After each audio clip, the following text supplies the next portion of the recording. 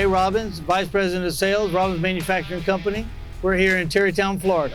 This is a family-owned business that was started by my grandfather in 1938. So we've been at it about 86 or 87 years. Dobbs has been a great equipment supplier for us for many years up here. I'm on the sales side of the world, so we're constantly looking to provide quality products that our customers need to build docks, to put up agricultural type fence, and the little niche business that we handle in what we're doing today.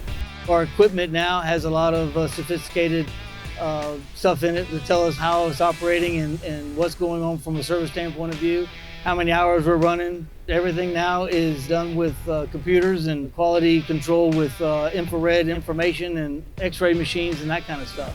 One of the critical pieces of running a manufacturing business is really uptime. We can't have machinery down, and Dobbs has done a really good job with that. We've had enough equipment, or been able to share equipment, to being able to keep all of our operations up all the time.